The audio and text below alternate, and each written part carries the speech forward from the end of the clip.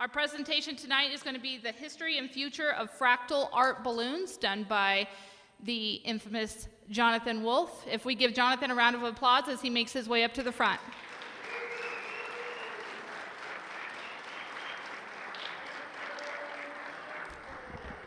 Thank you, Karen. Thank you, Jonathan. Awesome. All right. Are we? Yes, we are live. Excellent. Welcome. I'm really, really pleased to be here. I've got just a super fun and beautiful, very, very colorful story to share about, well, where did these things come from? What do they mean? How did we get here? What am I doing here as an art balloonist? It's kind of a funny story. So there's a long history, and I'm going to jump in. But one thing I want to start off by saying is that I love fractals. I've loved fractals ever since I was in high school at the academy. Even before I had a computer, I was doodling fractals on graph paper when I came across the idea way back in the 1980s, shortly after they were discovered by Mandelbrot himself in 1980. So I've been into fractals for a long, long time. And then in graduate school in the early 90s, I got a computer. This is a 33 megahertz computer, which I rendered this fractal on. It took overnight. It took like a day to render this whole thing. But I was mesmerized. I was captivated by the infinite complexity. And I don't have time to share right now what a fractal is, although I'll say it's a never-ending pattern. It shows self-similarity. You could zoom into it forever. But I love teaching fractals so much, I started a nonprofit in 2003 called the Fractal Foundation. And if you want to learn more, I do a public show in the planetarium, First Friday Fractals, where I'm happy to tell you all about fractals, right? But tonight, I'm going to focus on the balloons. So while I was exploring fractals like this, I was in graduate school, and one of my students was wearing these amazing tie-dye t-shirts, right? And I became friends with him, and instead of me being the teacher, he actually taught me how to tie-dye. And we became really good friends, and we started making tapestries together. And they got bigger and bigger and bigger and more complex, and you could see the kind of fractal inspiration that this one is fun. I took this picture actually right here in the Balloon Museum before it opened in 2005 from the catwalk up there. So that's me lying on this 24-foot by 18-foot tapestry. This was actually installed in the Hard Rock Cafe or Casino in Biloxi, Mississippi, tragically to be destroyed in Hurricane Katrina. It was up for, yeah, anyway. But I love big art, right? And so we kept making these tapestries, and one night, a long time ago, we had this inspiration. Oh my God, we could tie-dye a hot air balloon. So I started designing and kind of trying to think, how can we incorporate fractals? How can we make it as fractalicious as possible, right? That's kind of the objective. And because, you know, tie-dye in its historical context, it's sort of messy and chaotic sometimes, but the tie-dye that we were doing is very precise and mathematical and just deliberate, right? So we spent a long time figuring this out, and not just the geometry, but also the chemistry. How do you take ripstop nylon and tie-dye it? Can you do it? Nobody had ever done it before. It took about a year to figure out how to do that. And we ended up working with Brian Boland up in Vermont to build our first flying fractal artwork. I like to call these analog fractals, right? They're handmade, they're old school, the tie-dye, the traditional tie-dye balloon. It's a fractal. It's heavily inspired by the mathematical fractals that I love and have always loved, but it's done by hand in a kind of traditional fashion. This is Julia Dream. She's a 50,000 cubic foot, roughly, experimental.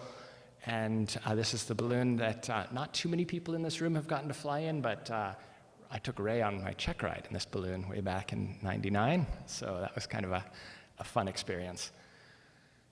And it's beautiful, right? It's really just, as an art form, it blew my mind. Like, wow, think of the possibilities. And as an artist, I would 100 times rather have my art out in the sky interacting with the public than on the walls of some gallery or museum. It's like, this is where it belongs, interacting with the world in a spontaneous, chaotic fashion. You never know who you're going to meet in ballooning and who's drawn to you.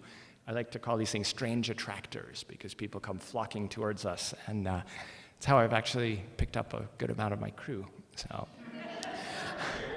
Yeah. So immediately after finishing Julia Dream, I started dreaming up the next balloon, right? And you can see, I'll go back a slide.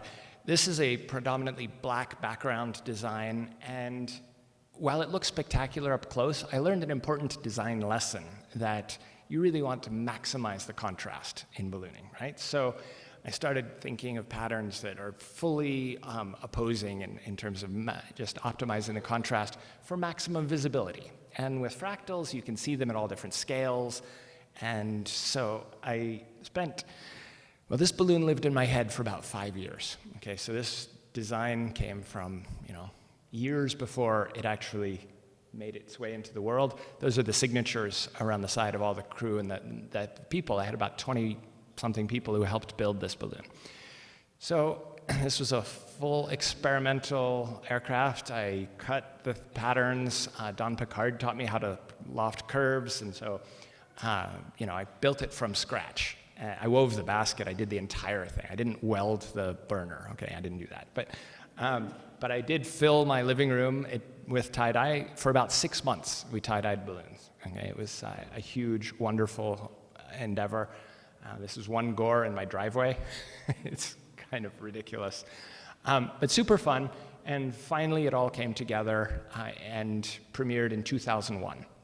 So many of you have seen this balloon for years. It's near and dear to my heart, and we've finally just retired her. And so it's a moving just closure of a big piece of my life. I've had 500 magnificently joyful hours thanks to Gloria. So I'll just jump through a few pictures because, the view on the inside of the balloon, it's always just a unique thing, and that's frankly the view that I get most as the pilot. So I'm always appreciative of pictures. When people take pictures of one of my art balloons, I love that because I always get the view looking up. I don't get the view from the side or above or below very much. So I've been doodling balloon designs for a long time, and I'm just going to show a few examples. This is a collage, right? So this is right after I built Gloria in 2001. It's like, oh my God, there's so many possibilities, right? What are we going to do? And, it's like, who knows? The sky is, as they say, the limit. And I want to just jump into the next balloon that happened.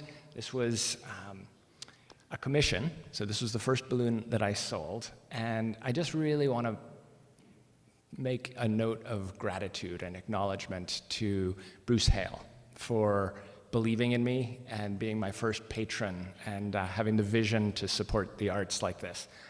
So we sat down together. He took me out to lunch a couple of times, and we doodled designs. And he said, Jonathan, I don't have a creative bone in my body. I can't build it. I can't design a balloon, but I know who can, and I can spot talent. And so he essentially hired me to do this and took a leap of faith. This was before I'd had any commercially certified balloons. I'd just been a home builder. But we ended up working with Aerostar to design this balloon. Here is some of the tie-dye process, just to show you the kind of work in progress. We did this in the backyard, and here the panels are laid out in a park. It's super fun to build a balloon. I love tie-dyeing balloons. Someday I will do another one. I'm taking a little, you'll see what the future holds. All right, I'm not going to give it all away. All right, so here's Bruce Hale, a true visionary and patron of the arts, for whom I am eternally grateful for bringing this balloon into existence. And it's a beautiful one, so we really love hallucinations. Here we are flying together. This was a Fiesta shot. The moon really was there. We were really high in the sky. There happened to be a balloon next to us. I love this picture. But given the nonlinear nature of fractals, I always like to say that 2 fractal balloons are 4 times as cool, and I think that's at least true. Yes.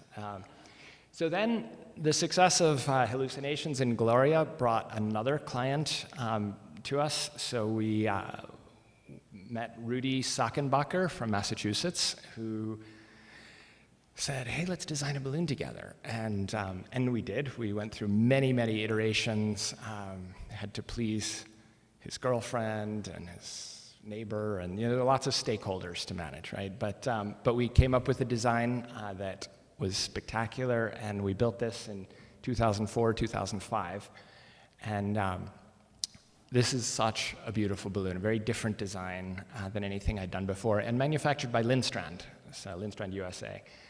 And here it is flying just recently, last month, in Latvia, which is very cool. So this balloon has had some maintenance done, but it keeps flying, and it's worth doing some rebuilds on an art balloon like this.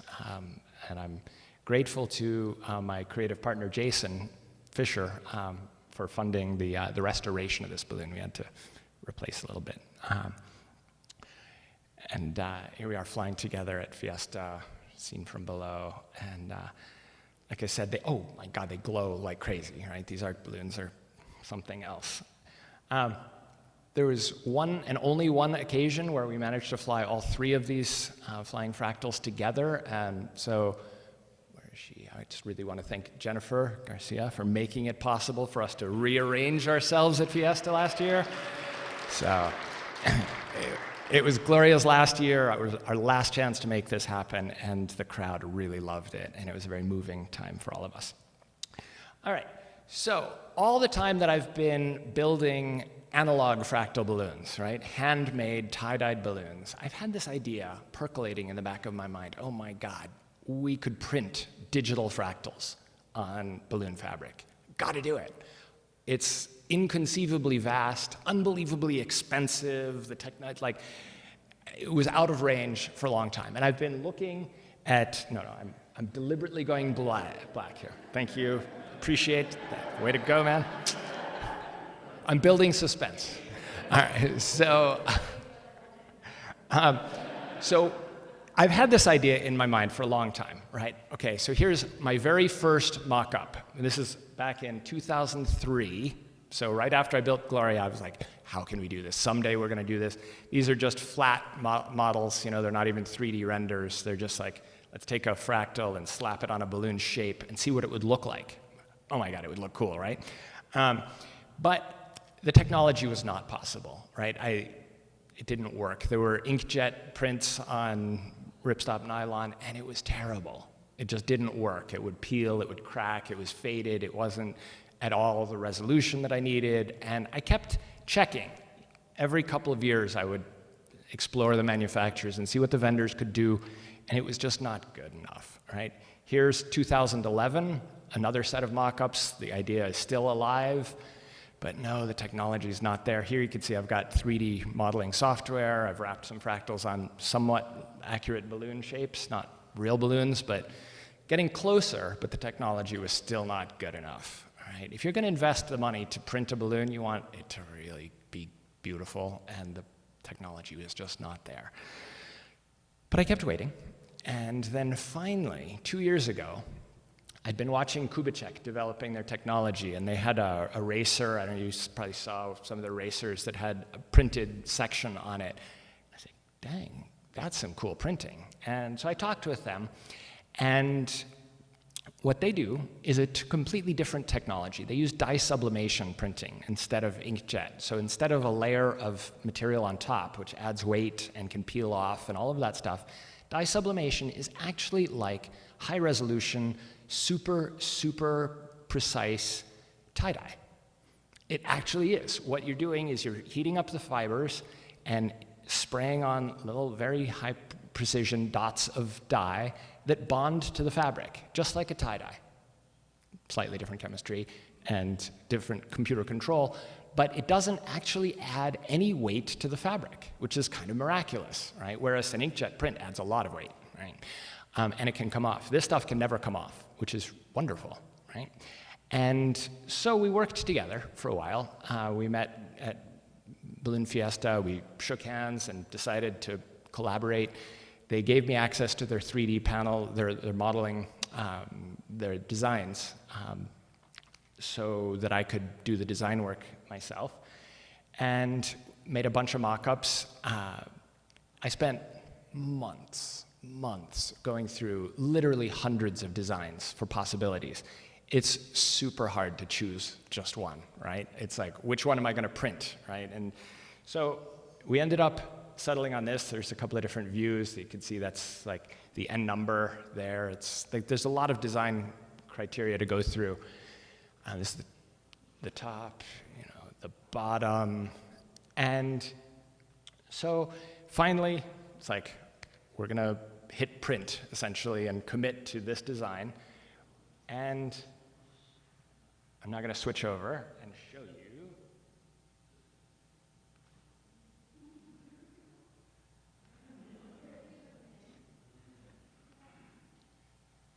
So here's a little video that Kubitschek made, which I saw before I'd ever actually seen the balloon.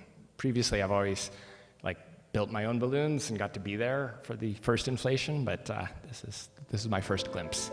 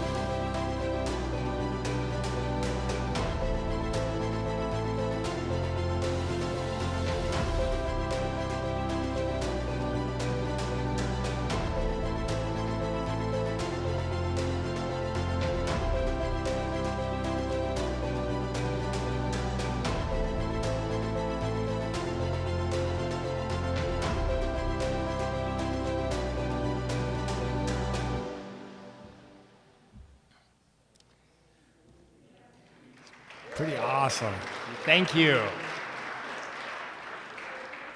Yeah, so 20 years later, almost, after thinking up this idea, it finally came true, right? It's one of the important lessons of being a creative artist is both patience and perseverance, right? Not giving up, and the technology just wasn't there. I should say neither was the funding, but both things came together at the same time. So a big note of gratitude to our patron for this project, Jared and Lori Tarbell, beautiful Albuquerque family who are major supporters of the art form and big balloon fans. I wanted to just share a little story about the naming of this balloon. We call her Infinitude, and Infinitude is actually a contraction of infinite gratitude. And so there's a dedication at the bottom of the balloon. It's dedicated to Benoit Mandelbrot, the discoverer of fractals, to whom I am infinitely grateful. Had a huge, profound impact on my life and on the lives of many people, everyone who's impacted and appreciates this balloon. It's all thanks to Mandelbrot's discovery. So. I do. Good question. An art balloon is an artwork. So thank you. The question was, do you sign your balloons? And every one of them I have put my signature on, whether in paint. Is there a what number? A number? Oh, how much price? Oh, I'm not supposed to sell things from the stage. So. The Fractal Foundation takes tax-deductible donations, and then we fly art that inspires students to learn about science and math, and we can talk about that afterwards privately. But yes, part of the vision is to fill the sky with flying art, and I can't do it by myself, so I'm very open to these conversations. Right? This balloon is a 90. What size is the envelope? It's a 90,000 cubic foot balloon. Manufactured by Kubitschek using their polyester, which is just such a great fabric. It's really the only vendor that has the kind of color saturation that I'm looking for as an artist, right? The precision and their workmanship. So they did some extraordinary things. They covered the load tapes. They wrapped the load tapes so you can't see them. And their tolerance, they told me, it's a millimeter, and I did not actually believe them, but it actually is millimeter tolerance on their seams. I was like, dang, these guys care enough for, it's a great partnership. So, yeah, again, because the art is not printed on the outside like a layer, it's actually penetrated. the light shines through. It's just glorious. And so this is the inside view. Good question. How do you fix a panel? I have all the computer files, and I just order a replacement of panel 7A or 23B or whatever, and they'll print one and ship it to me, and Erica will sew it in, and it's neither fast nor cheap, but it's entirely doable. It works. No, you're not flying the next day. This is the first balloon I've ever had that's actually a standard certified balloon where I'm not, I'm not able to do the work on it myself. I've been the home builder for all my other balloons where I could just, go tie-dye a new panel and sew it in, and I could do it the next day. So now I'm a little bit, there's pros and cons. This is all good. So here's a glimpse into the future. So this balloon is actually also owned by the Fractal Foundation. This has been funded by my creative partner, Jason Fisher, who is actually the guy who taught me how to tie-dye back at the University of Pennsylvania. So we've been best friends, creative partners for 25 years now. And this is a co-creation. We've spent about 4 months designing this balloon together, going back and forth with design ideas. And it's in the final stages of production. It should launch next week. It will premiere at the Chamblay Festival in France at the end of July. And it will be here in October. So so that's pretty exciting.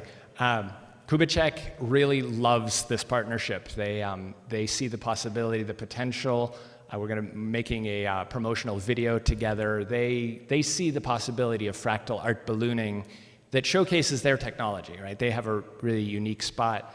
And the idea from the commercial standpoint is, hey, this is an art form. It's a medium that gets all of the attention that special shapes get, but it's a whole lot easier to fly. It's less money, it's less weight.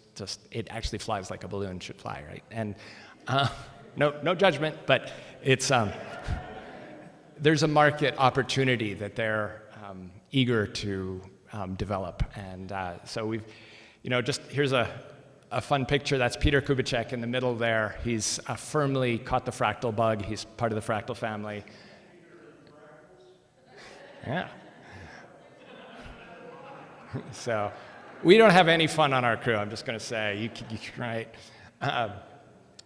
Yes, Kubitschek likes this so much that they built a little cold air inflatable model of their factory with infinitude in front of it and a racer just to showcase the coolness that, so I love that. So hopefully they'll bring that here to Fiesta and we can all just laugh at the ridiculousness of,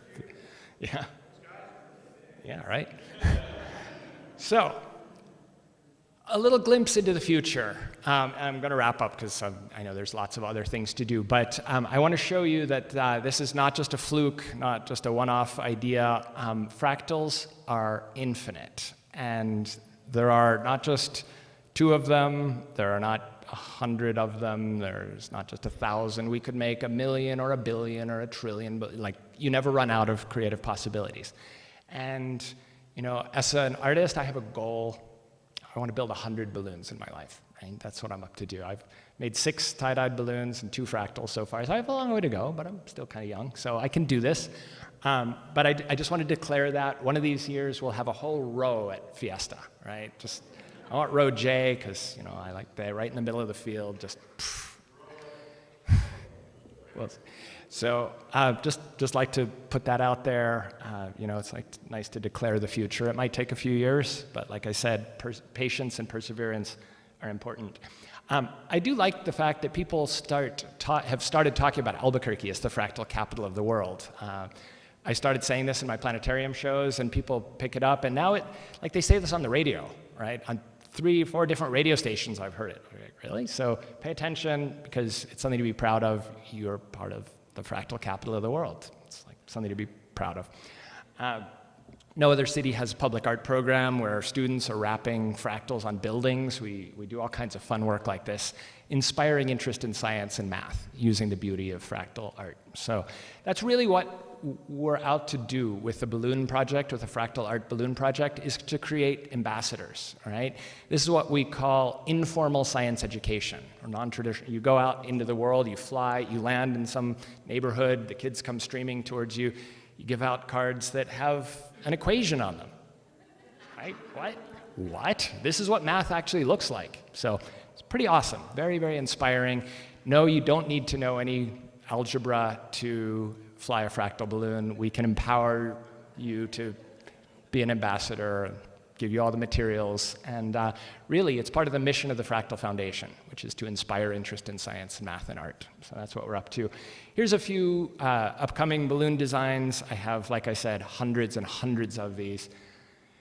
I can't wait to see more of these, all right? There's just such amazing, beautiful possibilities. Yeah. And it's a fun co-creative process. I spent months working with Jason designing. I think Benjamin wants this one, my crew chief. Yeah, exactly. And I'm just, I'm going to show just a couple out of the hundreds that I have,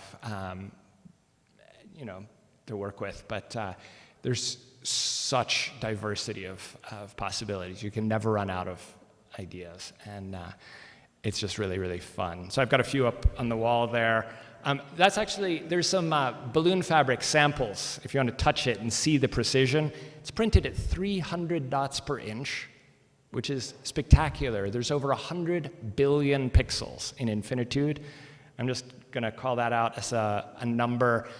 We have 100 billion neurons in our brains, roughly. We have about 100 billion stars in the galaxy. We have about 100 billion galaxies in the universe. It's about 100 billion pixels in one of these balloons. So it's just a mind-boggling number.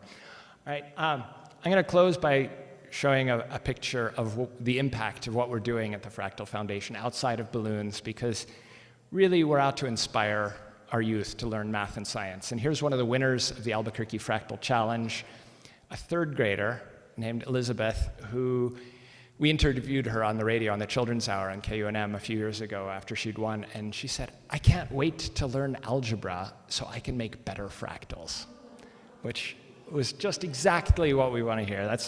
It's what we're doing is working, and so every time we fly and meet children, meet anybody who asks how this works, it changes their perception of what math and science are all about. So that's what we're up to, and there you go. Thank you very much.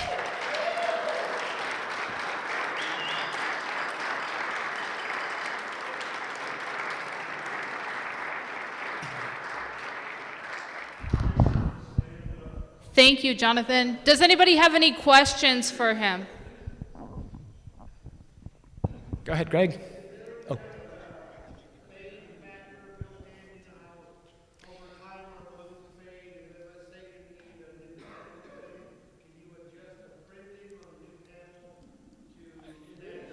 Ooh, good question.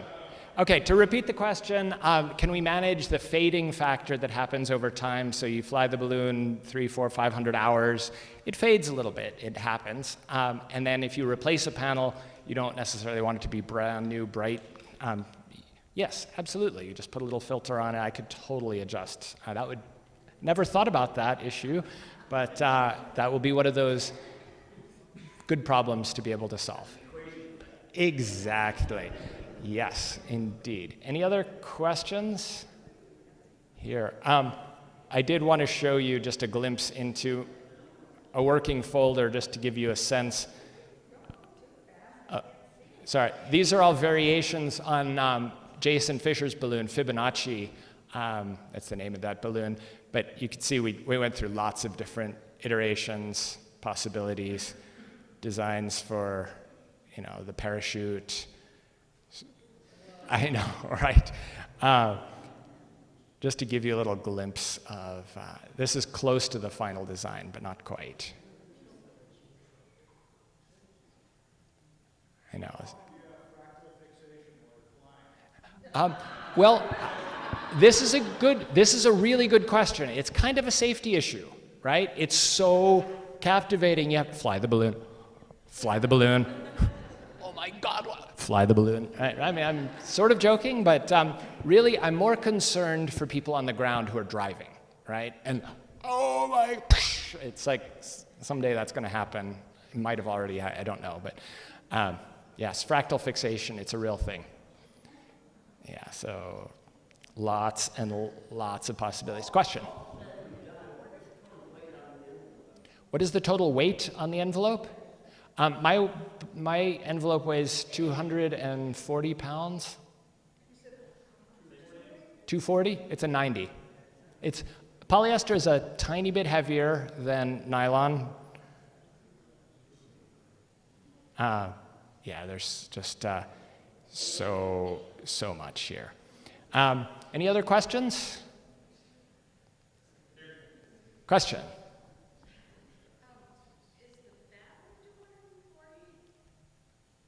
That's the cables.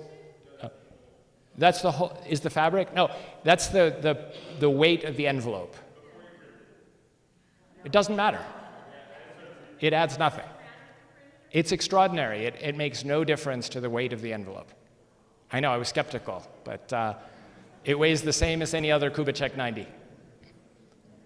Yeah, it's kind of miraculous, right? So, all right. Any other last questions? And I'll be around afterwards so you can hit me. All right, so I just wanted to show you that, yes, there's lots of ideas and lots of possibilities. All right, thank you all very, very much. Thank you, Jonathan. And thank you for all those great images. That's amazing.